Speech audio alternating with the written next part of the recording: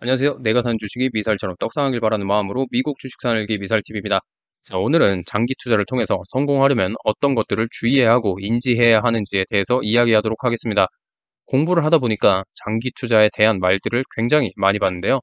거기에서 공통적으로 봤던 내용들을 한번 정리해 볼까 합니다. 여러 가지 중에 가장 첫 번째로는 모멘텀 투자는 지양해라입니다. 모멘텀 투자는 무엇인가요? 모멘텀 투자는 기관 또는 외국인 투자가 등이 시장 분위기에 따라 과도 매수 혹은 과도 매도하는 투자 방식으로, 예를 들어 지난 몇 개월간 이미 상승세를 보인 주식을 매입하는 투자를 의미합니다. 우리가 일반적으로 하는 기업의 실적이나 역량을 바탕으로 투자하는 전통적 방식과 대비되는 투자입니다. 장세가 상승세냐 하락세냐 하는 기술적 분석과 시장 심리 및 분위기의 변화에 따라 추격 매매하는 투자 방식입니다. 우리가 무엇보다도 지양해야 하는 투자 방식이죠. 두 번째로는 여윳돈으로 투자해라입니다. 너무나 당연하죠. 여윳돈으로 투자하지 않는다면 우리는 조금이라도 우리의 계좌에 마이너스가 찍혀 있으면 견딜 수 없습니다. 그렇게 되면서 분명히 상승할 수 있는 종목임에도 불구하고 고작 한 달, 아니 하루 이틀도 견디지 못하고 매도해버리죠. 그리고 무엇보다도 여윳돈이 아니면 정작 돈이 필요할 때 손절을 해야 하는 최악의 수를 두게 됩니다. 세 번째는 너무 간단하니까 그냥 말씀만 드리고 넘어가겠습니다. 멘탈을 단련시켜라입니다. 그리고 네 번째로는 장기적으로 성공한 단기 투자자는 없다입니다. 주식은 100번을 성공해도 한 번 크게 망하면 결국 망해버립니다. 참 안 된 이야기지만 주식으로 몇백억 자산을 늘리셨던 분들도 마지막에 한 번 삐끗해서 자살을 하기도 합니다. 이 사례 중에 가장 유명한 사람이 누굴까요? 바로 제시 로리스턴 리버모어입니다. 심지어 파산을 한번 당했어도 다시 더 큰 부자가 되었던 전설적인 트레이더입니다. 가격이 오르면 사고 내리면 공매도를 하는 추세 매매의 창시자이죠. 1800년대 말에 15살이었던 그는 상품 투자로 2천만 원을 벌고 20살에는 2억을 벌었습니다. 여러분, 우리가 15살 때, 20살 때를 생각해 볼까요?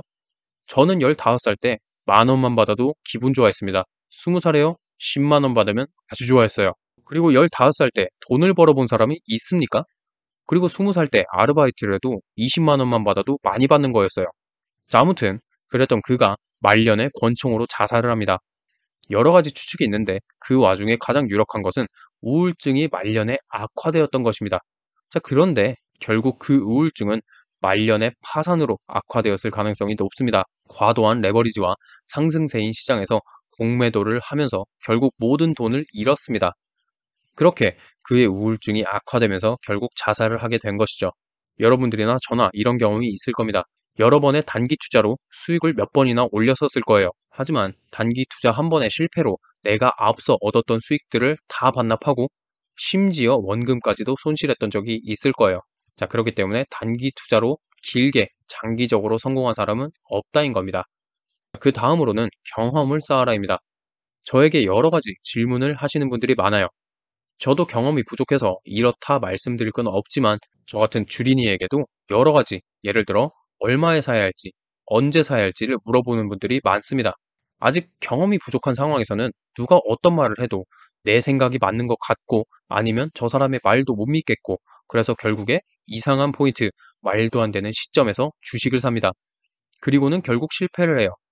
지금은 물론 다른 사람들의 의견을 들어보는 것도 좋지만 내가 내 원칙을 한번 세우고 투자를 해서 경험을 쌓는 게 가장 중요합니다. 물론 그렇게 해서 결과적으로 손절을 해야 할 수도 있겠지만 그것은 수업료인 거예요. 그러니 경험이 부족하신 분들은 처음부터 시드에 100%를 다 투자하지 마시고 최소한 1년이라도 그 시드에 10%만 투자하면서 공부를 해보세요. 그런데 이렇게 얘기해도 지금 당장 투자하고 싶으신 분들이 많을 거예요. 그치만 경험이 부족한 상태에서 내 자금 모두를 투자했을 경우에는 실패할 확률이 훨씬 더 높습니다. 물론 운이 좋아서 내가 돈을 벌 수도 있습니다. 하지만 내 경험이 부족하다면 결국에 그 수익은 다 까먹을 수밖에 없습니다. 그 다음으로는 실패 원인을 찾아라입니다. 우리 학창 시절에 어떤 걸 많이 했나요? 오답노트입니다. 물론 오답노트 삐까뻔쩍하게 만들어 놓기만 하고 공부 안 하는 친구들 많아요. 하지만 오답노트는 정말로 중요한 역할을 합니다. 적어도 주식시장에서는요. 학창 시절에는 하기 싫은 공부를 억지로 해야 하니까 사실상 오답노트에 대한 애착 그리고 효과도 별로 없었어요. 하지만 내가 지금 주식시장을 통해서 만드는 오답 노트는 너무나도 절실하고 중요한 자료입니다. 왜냐고요? 우리의 피 같은 돈이 걸려 있으니까요. 마이너스 10%만 빠져도 솔직히 속이 많이 쓰리죠.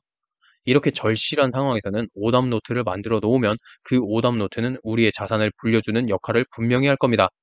마치 오지선다 객관식 문제에서 오답을 지워나가듯이 같은 실수를 반복하지 않으면 우리는 돈을 벌 수밖에 없는 정답에 도달할 수 있기 때문입니다. 마지막으로 욕심이 화근이다입니다. 또다시 학창 시절을 예로 들어볼까요? 우리는 초경쟁 사회의 축소판이라고 할 수 있는 학교를 다녔습니다. 좋은 대학에 가기 위해서는 항상 100점을 맞는 게 좋습니다. 당연하죠. 그런데 주식에서는 100점을 맞을 필요가 없습니다. 절대평가예요. 상대평가가 아닌 절대평가입니다. 100번 투자를 해서 쉬운 한 번, 혹은 더 좋게 얘기해서 쉬운 5번만 성공하면 그것으로 잘한 투자이며 우리의 계좌는 양전에 있습니다. 그런데 우리는 경쟁 사회에 찌들어 있어서 그런지 너무 주식에서조차 완벽주의를 외칩니다. 무조건 돈을 벌어야 해. 내 계좌에 마이너스가 찍혀 있는 것 자체를 참아볼 수가 없어. 그런데 주식은 항상 오르고 내리고를 반복하며 그렇게 움직여야 건강한 주식이라고 볼 수 있습니다. 한국 주식, 우리가 모두 잘 알고 있는 신풍제약은 예전에 며칠 내내 상한가를 때렸습니다. 우리가 잘 알고 있는 미국의 탄탄한 기업들은 어떤가요? 대표적으로 애플, 마이크로소프트, 엔비디아 같은 회사들이 있습니다. 이 회사들이 언제 며칠 내내 상한가를 때린 적이 있었나요? 저는 한 번도 본 적이 없습니다. 매번 상한가만 때리는 주식은 어딘가 문제가 크게 있다는 겁니다. 세력이 가지고 놀면서 개미들 털어먹기 딱 좋은 주식이에요. 그렇게 이거 사면 무조건 상승한다는 느낌을 주면서 개미들이 몰리게 해놓고 자기들은 다 먹고 쓱 터니까 하루에 개별 종목이 10%, 20%씩 쭉쭉 빠지고 결국 상승을 시작하기 전보다 주가가 더 떨어져 버립니다. 그러니까 비가 온 뒤에 땅이 굳는 것처럼 주식은 상승하기 위해서는 어느 정도 하락도 해야 합니다. 100번 중 45번을 하락한다 해도 55번을 상승해서 내 계좌가 결국 양전한다면 그걸로 충분히 잘한 겁니다. 그런 성공을 지속적으로 우리 투자 인생에서 한다면 복리의 마법을 통해서 충분히 경제적 자유를 누릴 수가 있을 겁니다. 오늘은 우리가 장기 투자를 하기 위해서 꼭 인지해야 하는 것에 대해서 이야기해 봤는데요. 물론 모든 것들에 대해서 동의를 하실 수는 없겠지만 그래도 우리에게 뼈와 살이 되는 조언드린 것은 분명합니다. 나에게 맞는 것들을 선택해서 그것을 잊지 않고 투자하신다면 분명 좋은 성과를 내실 수 있을 겁니다. 오늘 영상은 여기까지 하도록 하겠고요. 오늘 영상도 도움이 되셨다면 좋아요와 구독 그리고 알림 설정까지 부탁드리겠습니다. 감사합니다.